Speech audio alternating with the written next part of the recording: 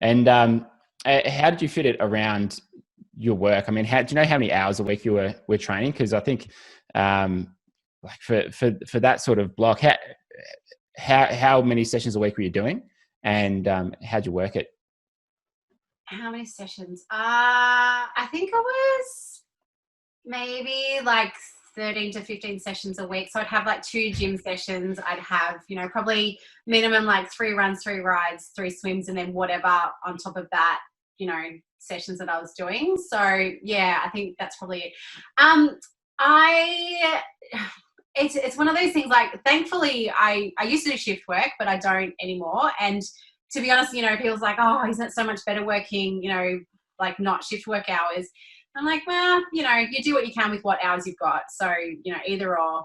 I think night shift is the worst when you're trying to balance a heavy training load around night shift. I think a few years ago I was doing maybe like 20-hour weeks around night shift, and that taught me that I can survive on no sleep and, still work and still function. So that was actually really good learning.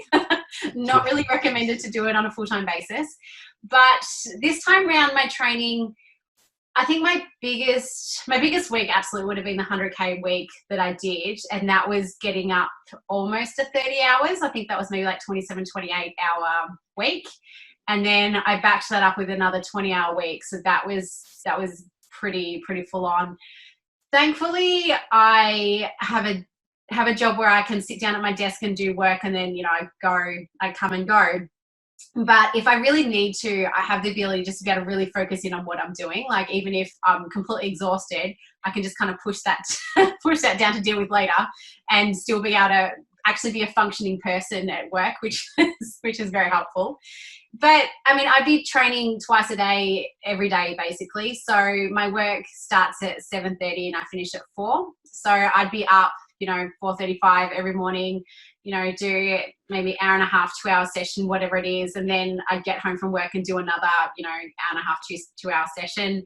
And then on my weekends, so that could, like, I'd either work, Friday, Saturday, or Sunday, Monday, just depending on what my roster was doing at that time. So my weekend, I just would have massive training blocks. So a lot of the time my coach was getting me to ride in the hills. So I'd be driving out to the Dandenongs or driving out to Kinglake and just doing hill repeats, because I find that if I have to make a lot of decisions, I really struggle with decision fatigue, because I work in a very stressful job sometimes. And then, training on top of that, when you're absolutely exhausted, if I'm riding the Dandenongs and I'll say to myself, where do I want to ride? Which hill do I want to ride? I'll end up going, I am way too tired to make this very basic decision.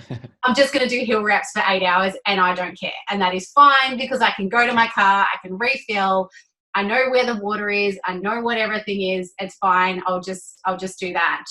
So I try and set up my life as much as possible where I don't have to make decisions. I just have to do what I need to do. So, like, that'll be to the point where I even do it now. Like, it's even such a habit. I'll even pull my work clothes out because it's just, it's such a habit. But I'll get my sports clothes out the night before every single night.